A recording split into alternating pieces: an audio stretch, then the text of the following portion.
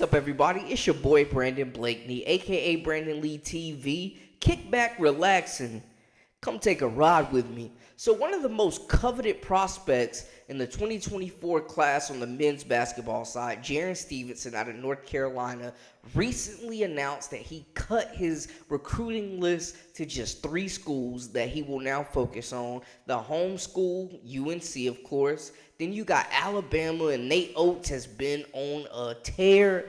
And then Virginia, the Wahoos, you can never sleep on Tony Bennett. Now, Stevenson is a kid that came in with a lot of hype, and he's had a lot of eyes on him since the 8th grade.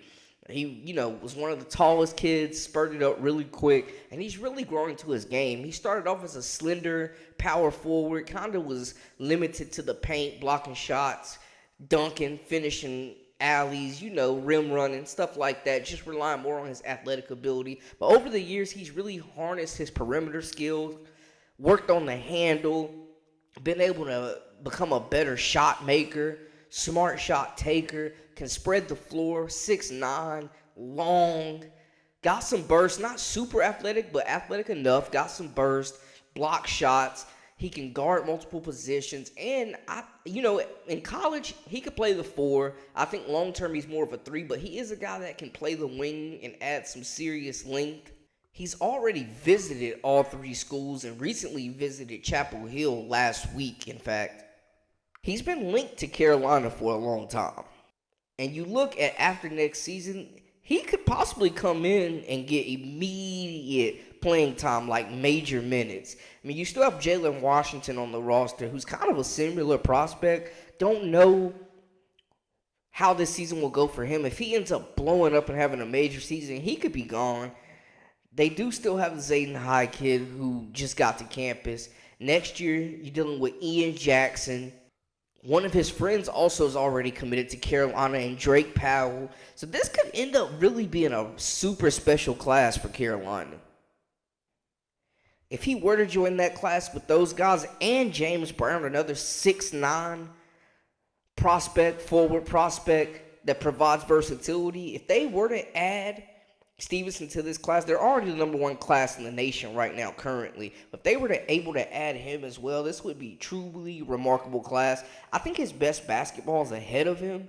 So, he might get their freshman year, and, he might not be a finished product yet. He'll have to add some weight. But he could be a really good addition and a long-term special prospect if he is able to stay in college for a couple years and develop and get his body right.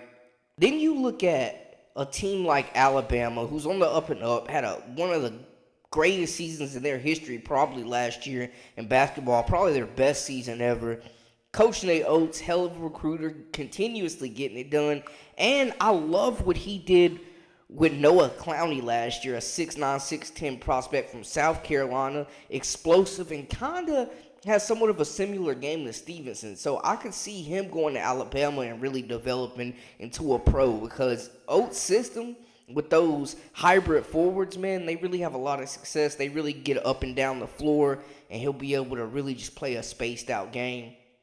And then at Virginia, they slow it down a little bit, and those guys stay multiple years. But he goes there, fits into a system where he can learn under veteran guys, kind of wait his turn maybe a year and then come in and make an instant impact. But Virginia has had really good success as well with those hybrid forwards, and they don't have as much talent coming in as Carolina in the 2024 class. So it will be interesting to see, kids don't want to sit these days. Like, nobody that's a 4 or 5-star prospect trying to come to school and sit. We've seen G.G. Jackson last year decommit from Carolina and do the same thing. Simeon Wilcher, guys are not trying to sit. So Carolina's had that problem of having an overflow of young talent. So it'll be interesting to see. A lot can change, though, with the transfer portal, as well as, guys leaving for the pros. So much can change over this next year. But from reports, it seems like, he's looking to make a decision pretty soon. Like I said, he's been linked to Carolina for a long time. He could stay home, play in front of the home crowd. But he has visited all 3 schools. So it'll be interesting now that he's narrowed it down to the top 3, what school has the best chance. It'll be a battle because they all three could potentially use him. One of the most highly touted prospects in the 2024 class with a lot of upside.